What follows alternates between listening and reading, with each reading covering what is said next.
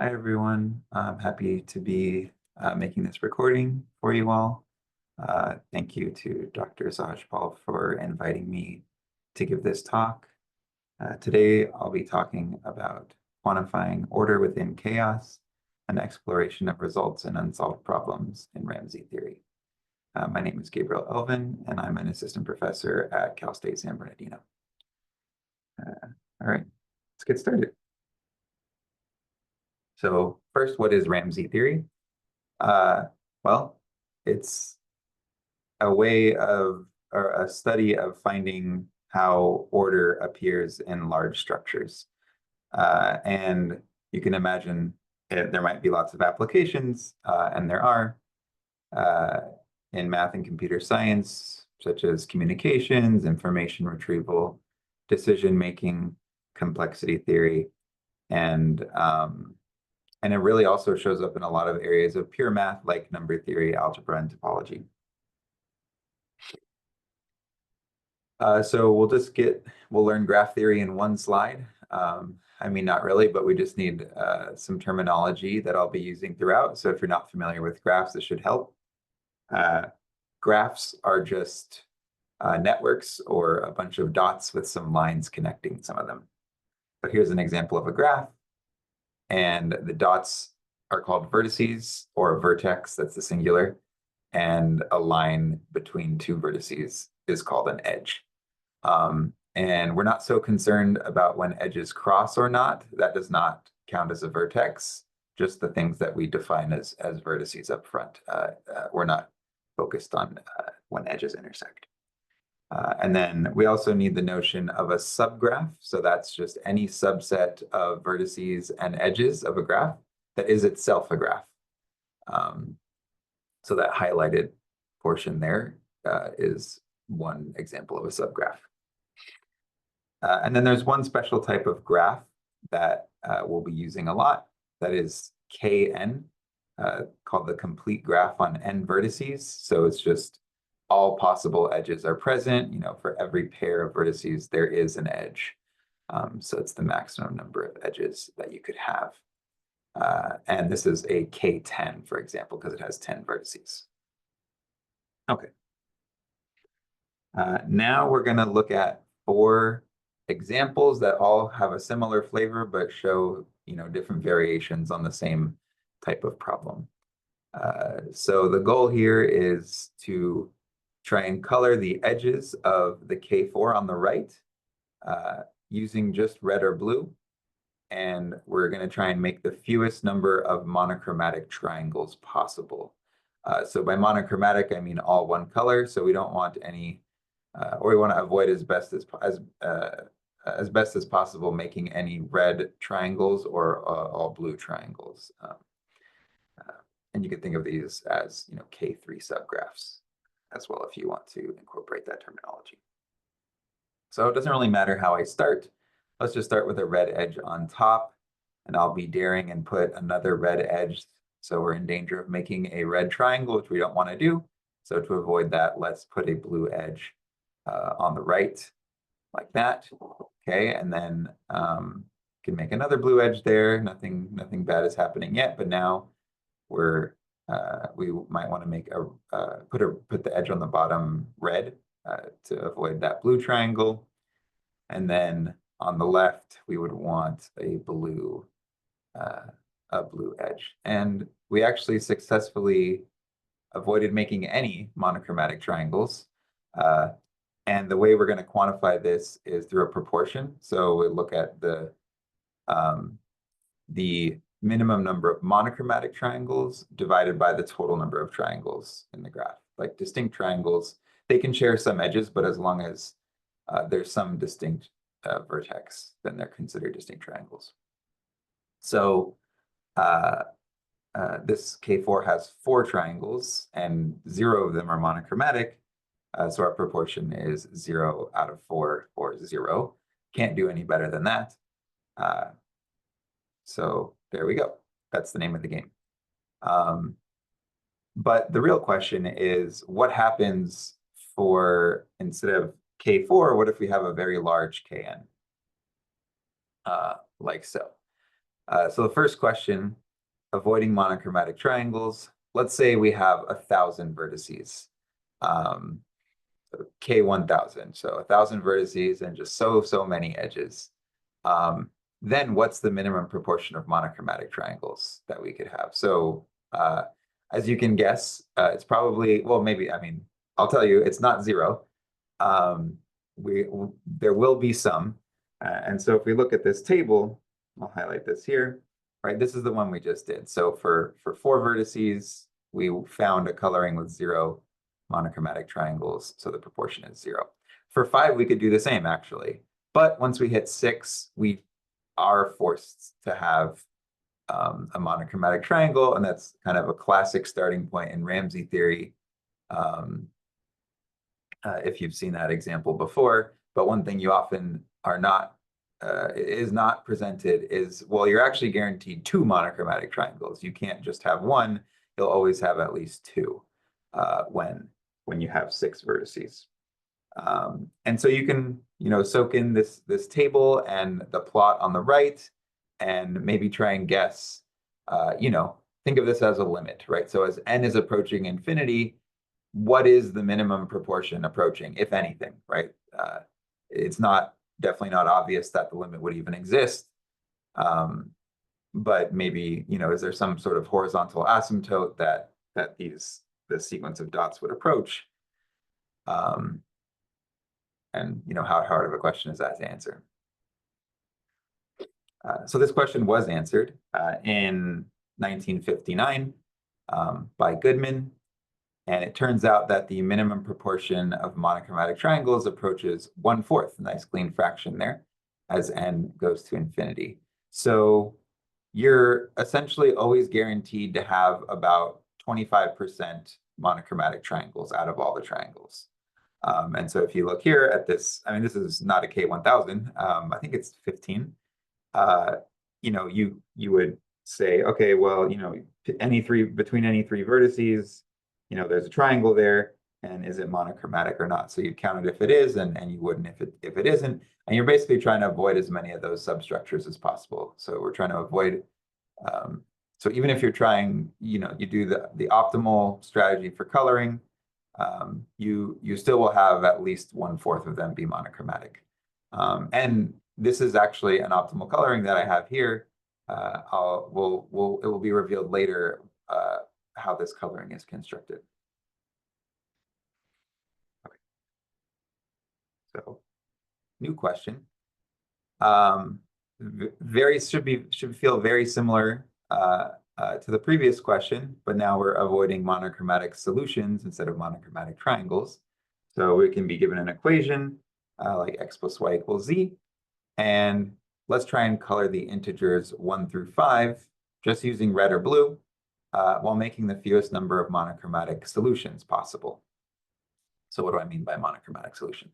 Well, by solution, I mean an ordered triple that satisfies the equation. So x, y, z. So 1, 3, 4, right? Because 1 plus 3 is 4. That satisfies the equation. And we're going to color all the numbers. And if 1, 3, and 4 are all red, that's a monochromatic solution. We want to avoid that. So let's see how we can do that. So here are the integers, and it gives us a solution set with the equation. So there are 10 solutions. And as we color the integers, that will start coloring the solutions, right? So like we could color 1, it doesn't really, if we're trying to avoid monochromatic solutions, if we haven't colored anything yet, we could just color 1 red. At this point, everything's symmetric. And if we're being greedy, right, like we would say, like at every step, let's try and avoid having a monochromatic solution. So we can see we're already pretty close to 1 right here. We don't want 2 to be red then, so we would make 2 blue. Let's make it blue, but now, we're close to another one. Here, we have 2 blues, so 4 we wouldn't want to be blue, so let's make it red. Okay, and now you can kind of play the same game. We have some almost red solutions. So let's say 3, right? If we're looking at this one's already good and safe, but if we're looking at this one, 1, 3, 4, we wouldn't want 3 to be red, so let's make it blue. Okay, and now we have 4 solutions left. 1, 4, 5, and 4, 1, 5, and 2, 3, 5, and 3, 2, 5. So if 5 is colored red, we'll make these two red. So let's not do that. But if 5 is colored blue, then we'll make these two blue. So actually here we're already kind of stuck with two monochromatic solutions no matter what. So if we just make it red, then we'll have 2 out of 10, or 1/5 would be the monochromatic proportion. But maybe being greedy wasn't the best strategy, and in fact it wasn't. If we had just sacrificed the first solution to be monochromatic, we could have done a lot better. So for example, with this coloring, just color 1 and 2 red and the rest blue, then you only have one monochromatic solution. So this is considered a better coloring because it has fewer monochromatic solutions. So one is 1 instead of 2. So, and this is the minimum. You can't avoid them all for 5. And so the minimum proportion is 1/10. So we, again, same kind of proportion, just different substructures and structures. So the minimum number of monochromatic solutions over the total number of solutions, and that's, again, 1/10 or 10%. But, I'm going to ask the same question, same follow-up, what happens in the long run? Or as n is getting bigger and bigger, so instead of just going up to 5, what if we went up to 1,000? So let's say we color the first 1,000 positive integers, each either red or blue. What's the minimum proportion of monochromatic solutions to this equation? And I'll say just historically, initially, it was thought that this would have the same minimum as monochromatic triangles, just because there's kind of some similarities. You have the 3 inputs for this equation and the 3 edges for a triangle. So it seemed as though it might be the same. But I'll let you kind of take a look at this table and see if you believe that. So it definitely seems lower than for the monochromatic triangles, right? And of course, this isn't a proof, but with this, with this sequence of dots approach something or be bounded or kind of stick to some horizontal asymptote, and it does, and it was proved in 1998 by Robertson and Zeilberger that the minimum proportion of monochromatic solutions to this equation is 2/11. I just find that funny. Like when I first heard this result, like 11, where is that coming from? And this is the coloring that does it. So for any n, you can kind of make this coloring, right? If n is a multiple of 11, you can. And if it's not, you just kind of make these cutoffs as close as possible to these boundaries. So if you do this, this is an optimal coloring, and this will get you a monochromatic proportion of 2/11. And this, they showed this. So this is a, it's very easy to identify the structure of this coloring, right? It's just kind of a block coloring, go this much blue, then switch to red for this much, and then go back to blue for the end. So pretty interesting there. Okay, 2 more examples. So now, instead of avoiding monochromatic structures, let's encourage rainbow structures. Kind of a flip of the question, but really they're not in opposition, right? Because not wanting monochromatic might be something similar to wanting rainbow. It turns out not to always be that way, but they're just kind of 2 different, augmenting the question a little bit here. So now let's, back to triangles, back to coloring edges, but now we get 3 colors, red, blue, or green. And let's try and make the most rainbow triangles possible, or most K3 subgraphs possible in this K4. So let's just start with making at least 1. There we go. So we can do red, blue, green like that. And then, let's see how well we can do. So, okay, we can make that green diagonal, or that diagonal one green. And then the bottom one, if we want to make another rainbow triangle, let's make the bottom edge red. Okay, and then 1 more edge to color. If we make it blue, we'll make 2 more rainbow triangles. And in fact, out of these 4 triangles, all of them are rainbow. You can check for yourself. But that gives us a pretty nice proportion. Again, can't do better than that. So we will quantify it with a proportion. But this time, right, the maximum number of rainbow triangles over the total number of triangles. So again, there are 4 total triangles, that doesn't change. But now we have 4 rainbow triangles. And so 1 is the maximum rainbow proportion. Can't do better than that. 100% of them are rainbow. And you know what I'm going to ask? What happens in the long run? So,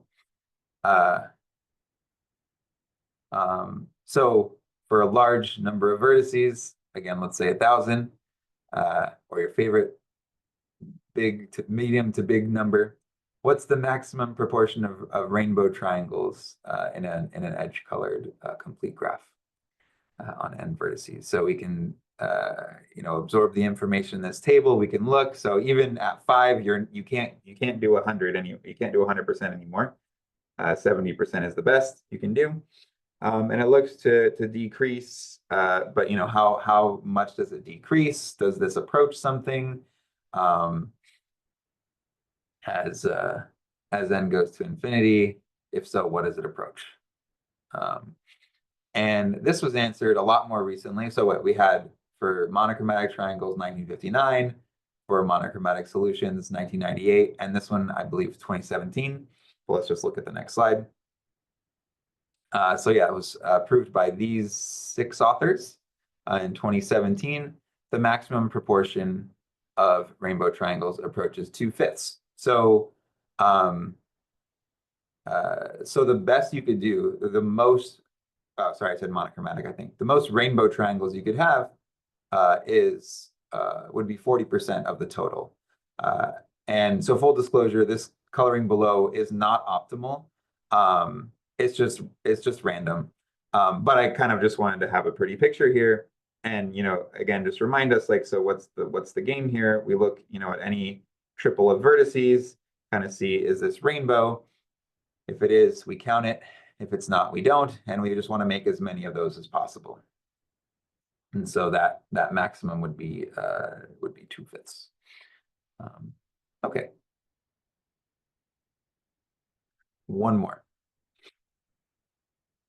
So, well, this is like the last, if we're looking at this as a square, that's kind of how I'm imagining it, right? The only thing left to do now would be rainbow solutions. That's the missing piece in these examples. So we'll stick with the same equation, x plus y equals z, stick with the same number of integers, 1 up to 5.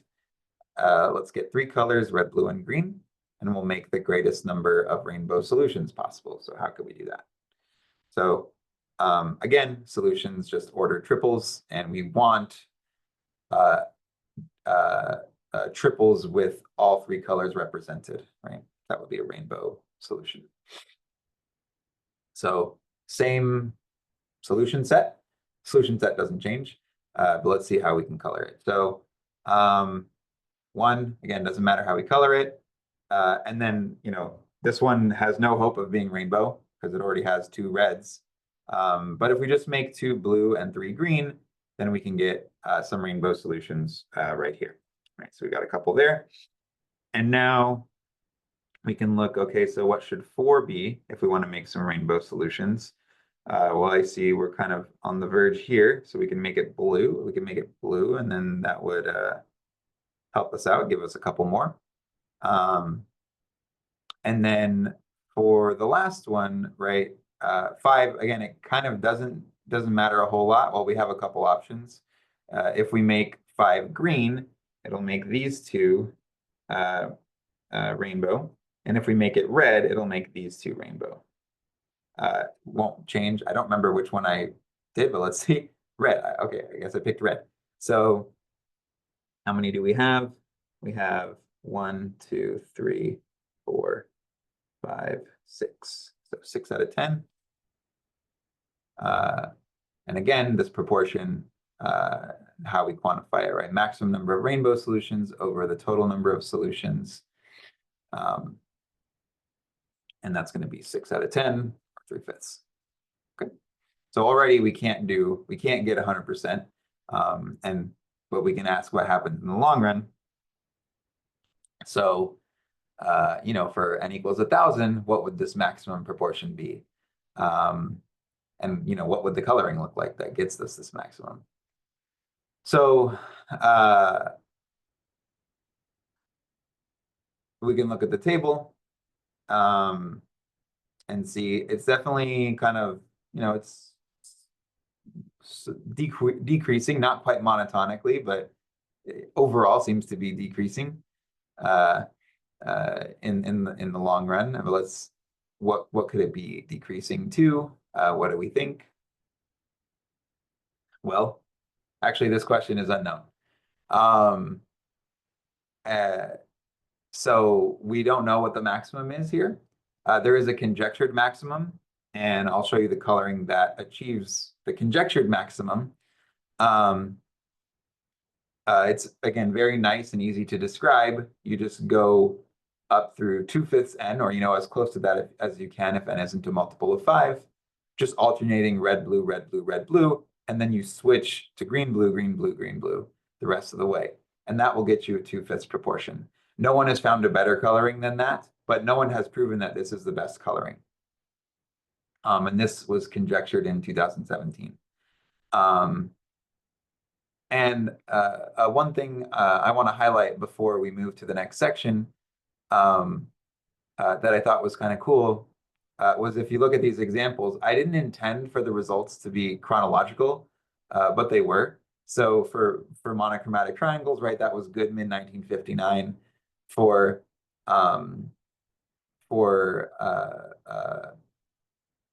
monochromatic solutions, that was Robertson and Zeilberger, two authors, in 1998. And for rainbow triangles, it was 6 authors in 2017. And this is maybe just a coincidence, but it seems like the trend in more modern math terms is that there's more collaboration, more work is done with other mathematicians, and the number of authors is monotonically increasing. I don't know how many, when this question is solved, I don't know how many collaborators will be on it, but I thought it was cool that as we move forward in time, we seem to be more collaborative in our efforts. So I just thought that was an interesting point. Okay, so full disclosure, finding true minima is hard to do. I showed you it happened twice. It hasn't happened for many other situations, right? So, and by true minima, I really only mean true asymptotic minima. So not even like an actual closed form formula for the proportion of monochromatic solutions or monochromatic triangles or what have you. But so we can ask an easier question. We can kind of relax, maybe come up with a bound. So what is a kind of baseline threshold for a good coloring? Can we do better than a completely random coloring? So that would be something to compare against. And so what would that look like for triangles? Or, a more specific question. What is the expected proportion of monochromatic triangles if we color the edges of the KN uniformly, randomly, and independently? So you look at each edge, flip a coin. If it's heads, red. If it's tails, blue. Do that for each edge until it's all colored.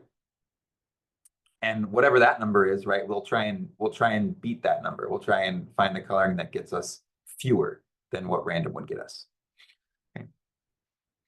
And so how do we answer this question? Good probability question here. So if we look at any fixed triangle, what are the possible ways it could be colored? Well, there are 8 possible ways, right? 2 options for each edge, and there are 3 edges. So these are the 8 colorings, and you can just kind of identify 2 of them are monochromatic. There's one that's all red and one that's all blue. So for any given fixed triangle, it has a 1/4 probability of being monochromatic. And to do this precisely, you would compute the expectation and use linearity of expectation and all that. But if you don't have a background in probability, haven't taken a course, that's okay. You can maybe just believe or intuit that, well, if this is true for one fixed triangle, then I would just overall expect about 1/4 of the triangles to be monochromatic, and that is the case. So, so you'd expect 1/4 would be that proportion. So can we beat 1/4? would be the question. And the same goes for monochromatic solutions, right? Through a very similar argument, just instead of 3 edges, you have 3 inputs. So for an arbitrary fixed solution, as long as it has 3 distinct inputs, which in the limit, they almost always do. So, for each input X, Y, Z, you have 2 possible options. So it's really the same question in a different disguise. Okay. So 1/4 is that threshold for monochromatic. What about for rainbow? Just like with monochromatic. In fact, for rainbow, I feel like it might be even more difficult. Finding true, even just asymptotic maxima is hard. So same question. Can we at least do better than random? So if we have 3 colors, and I'll switch from triangles to solutions just so we see something else. What's the expected proportion of rainbow solutions if we color the integers 1 up to n uniformly, randomly, and independently? So I guess we don't flip a coin, but randomly pick a color for each integer and do it independently. And that would give you a uniformly random coloring. So there are 6 rainbow colorings so for again, for a given just fixed solution out there, again, as long as it has 3 distinct inputs, which they usually will, the ones that don't will sort of vanish in the limit or become quote a negligible error term, unquote. But I don't want to get hung up on that. So there are 6 rainbow out of 27 total. So you think, for X, there are 3 possible colors. For Y, there are 3 possible colors. For Z, there are 3 possible colors. So there are 3 times 3 times 3 total colorings of a fixed solution. And so that gives us 2/9. And just like before, if any given fixed solution has a 2/9 probability of being rainbow, then overall we would expect roughly 2/9 of the solutions to be rainbow if we colored totally randomly. I should have said we expect, about 2/9 or approaching 2/9 as n goes to infinity. But yeah, okay. So that's the bar that we're trying to cross, or that we're trying to beat for rainbow. So if we look at our previous 4 examples, right, for monochromatic triangles, well, the minimum was 1/4, and if we're coloring randomly, we would expect 1/4.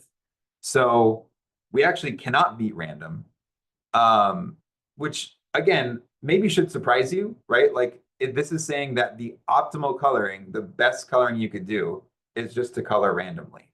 So this is what I was revealing before, that K15 that I have under Goodman's result, that's just a random coloring, a uniformly random edge coloring with edges independently chosen.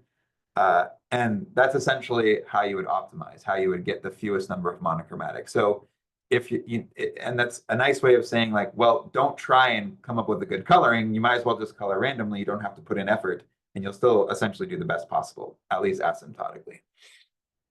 So we can't beat that random threshold. For monochromatic solutions, we can, right? Because the random expectation is 1/4 monochromatic solutions, but we know the minimum is 2/11, which is less than 1/4, as seen here. So really, beating random means sort of approaching something that is away from the dotted line, away from that random threshold, that 0.25. And then for rainbow triangles, right? The random proportion is 2/9 down there with that dotted line, 0.22 repeating. And we know the minimum is 0.4. So that's way better. I mean, that's like, you're way away from the dotted line. So you're good there. And notice for monochromatic and rainbow, it flips, right? So for monochromatic, you want to stay below the random threshold, because if you're trying to avoid monochromatic substructures, you want to get as few as possible, or as small a proportion as possible. And for rainbow, it's the opposite. You want to do better than the random threshold, same thing, but in this time better. By better, I mean more rainbow solutions than random. So that's why you would hope, or you would want or maybe the goal is to find the best coloring possible, it would be hopefully above that dotted line.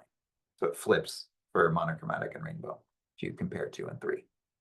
And then for the last one, right? Again, this is the one where we don't know the answer.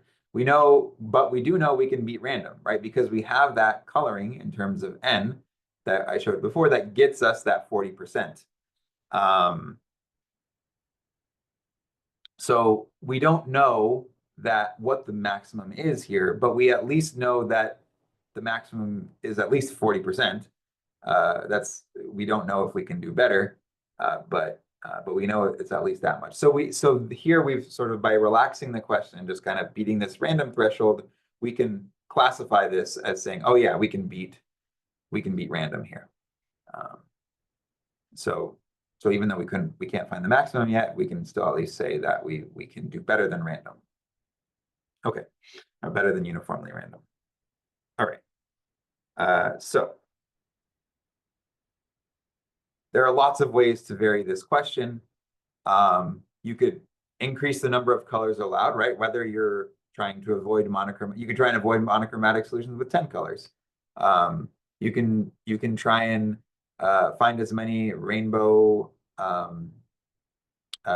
triangles as you can with 6 colors. Or you could not just look at triangles, not just look at K3s, you could look at any other graph, any fixed graph. You can try and minimize the number of monochromatic ones in a big Kn, or you can try and maximize the number of rainbow ones in a big Kn. So any number of colors, well, as long as the number of colors you have is at least the number of edges in the graph. So you can also change the equation, right? X plus y equals z. As long as the equation has integer coefficients, right? The solution will always make sense. Or I guess even if it doesn't, you just might not have that many solutions, but typically you want the coefficients of the variables to be integers. You can also have more than 3 variables. You can have 7 variable equations, or you could even look at systems of equations. And one aspect that's studied a lot is arithmetic progressions, right? Monochromatic progressions or rainbow progressions. And all arithmetic progressions can be identified as systems of equations. And we won't talk about this today, but you can also use inputs other than the positive integers 1 up to n.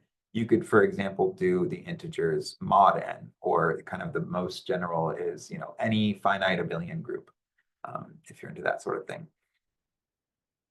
So there's lots of ways to change this problem, and you can imagine that leads to many, many open questions, many known results as well.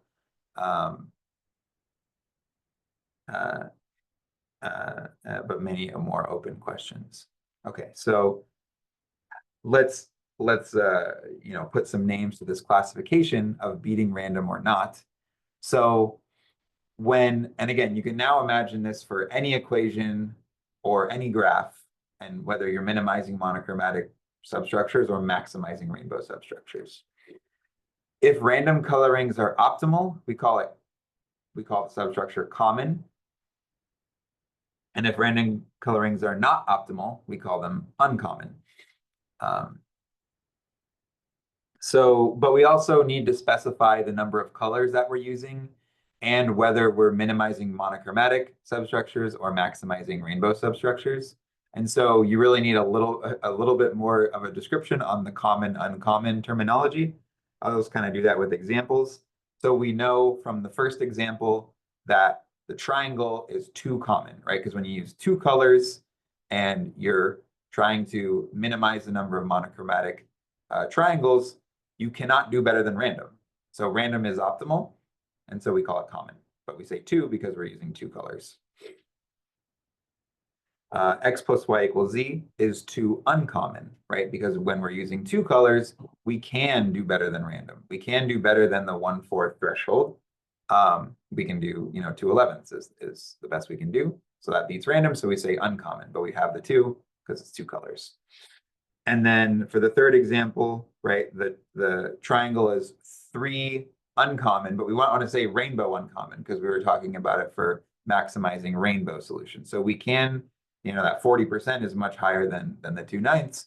So we can do better than random. So we say it's uncommon, and we say 3 rainbow because we're using 3 colors, and it's the rainbow version of the question. And then for the last one, the equation is also 3 rainbow uncommon, because even though we don't know the maximum, we know that it's at least 40%, which is better than 2/9 or higher than 2/9. Okay, so that's how we use that terminology, and I'll be using that in the discussion here and then in the last section. Okay. So some progress and open questions regarding monochromatic substructures. And just to note, these results are not exhaustive. This is just some highlights. So theorem, it's really lots of theorems by lots of people, from starting with Goodman in 1959 all the way up to now. Some known 2 common graphs, so same behavior as triangles, for 2 colors and minimizing monochromatic. Also trees, any cycle. So I'm using graph theory jargon here. If you don't know what that is, it's okay. Maybe you can kind of imagine what the structure might look like. Also, many bipartite graphs are known to be 2 common. And some known 2 uncommon graphs, or a big class, would be any graph that contains a K4 subgraph. So K4 itself is uncommon, and anything that contains a K4 is also uncommon. And a little bit on the terminology. It might seem backwards based on this talk, and it kind of is. Common, it seems like there are more uncommon substructures than common ones. That kind of is the case, but just historically, it was in fact first conjectured that all graphs were common, that you could never, that if you're trying to reduce the minimum number of monochromatic subgraphs, you could never do better than random. That turned out not to be the case at all, but the terminology kind of stuck because in the beginning, a lot more graphs were being found to be common. But that's just kind of the way it goes sometimes. Okay, but what's something that's not known, kind of the biggest unsolved problem, is about just bipartite graphs in general. So many bipartite graphs are known to be 2 common. It's conjectured that all of them are. And in fact, there's a stronger conjecture called Sidorenko's conjecture that would show that all bipartite graphs are common, or I should say 2 common. I missed that there, but yeah. So if you want to learn more about that, you can look up that Sidorenko's conjecture. And then on the equation side, all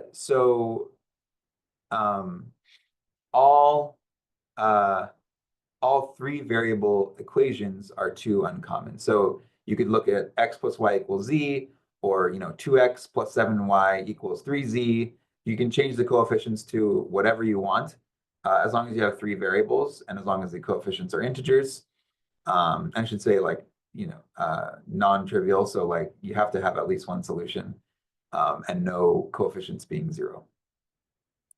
But so those are all 2 uncommon. Myself and Kevin Costello showed that in 2022. And then very recently, this year, it was shown that all any equations with an odd number of variables are uncommon for all R at least 3. And this was shown by Wijaya this year. I put the asterisk just because it's only a preprint on arXiv. It hasn't been peer reviewed yet. But so that's what's out there right now. So what are some questions here? Are all equations with an odd number of variables 2 uncommon? So we know, it's kind of funny that we know 3 variable equations are 2 uncommon, and we know all equations with an odd number of variables are uncommon when you use 3 or more colors. But like, what if you have a 5 variable equation and you use 2 colors? We don't know. And then another question could be, are the only 2 common equations those of this form? So it's like perfectly balanced. You have, k variables on each side, no coefficients other than 1. Those are known to be 2 common, but are those the only ones? So that's a big question out there. And I should say, the way I'm framing the questions is like, my belief is that the answer is yes to all of them. So those are like, you can think of those as my little hunches or conjectures. Okay. What about for the rainbow side? So what's been done on the rainbow side? For the results here on this page, R just refers to any number of colors that's at least the number of edges in the graph or variables in the equation. You think about it, you need that at least, right? Because if you have, if you have a triangle, you need at least 3 colors to make any rainbow triangles because, 3 edges. Or, if you have 6 variables, you need at least 6 colors. Otherwise, no solutions are going to be rainbow, just by the pigeonhole principle. And so that's what R means in all of these results. And I don't want to guarantee this, but I think these results are exhaustive or mostly so. I might be missing something, but this is a much more complete picture of what's known. So in 2018, De Silva and others showed that disjoint unions of stars are rainbow common. So a rainbow common graph. So a star just is something, that looks like this, anything with kind of a central vertex and a bunch of single vertices sticking out by one edge, or they're called leaves. That's a star. So any disjoint union of those, that is our rainbow common. And in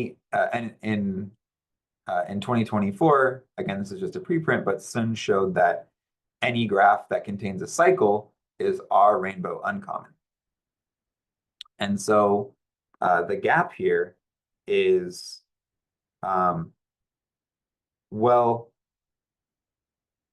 this would be like a full classification, right? So is a graph our rainbow uncommon if and only if it contains a cycle?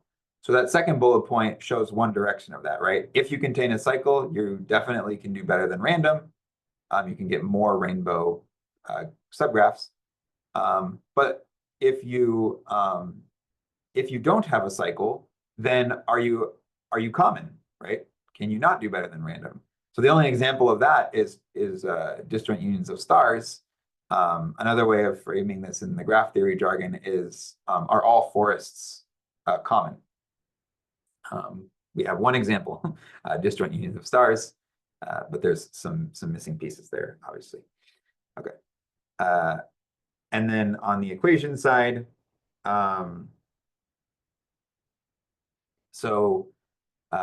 again, 2 authors in 2017, Thanatipananda and Wong, showed that this equation, x plus y equals z, is 3 rainbow uncommon. We saw that earlier. And then myself and some undergraduate students I was working with, this year we showed that this equation, which actually is a representation in a way of 3-term arithmetic progressions, that's 3 rainbow uncommon as well. And in 2019, earlier, right, Taranchuk and Timmons showed that this equation, so kind of perfectly balanced, right, 2 variables on either side, all coefficients are 1, that's our rainbow uncommon. And so the question is, though, there has never been a common equation found, a rainbow common equation that's been found, and I believe that there aren't any. But my belief is not a proof of anything. So the question is, are all equations rainbow uncommon? Any number of variables, any coefficients, are they all rainbow uncommon? Because can you always get more rainbow solutions than what you would expect from a random coloring? Okay, and again, that's just the tip of the iceberg for open questions. There are so many more. I hope I encourage you to ask me questions about this talk today. I'm not sure if there's a formal way to do that. If not, you can always just email me. My email is right there. But thanks everyone for your attention, and thanks Nandita for inviting me to this. I had a lot of fun. I look forward to any questions that come my way. Thanks everyone.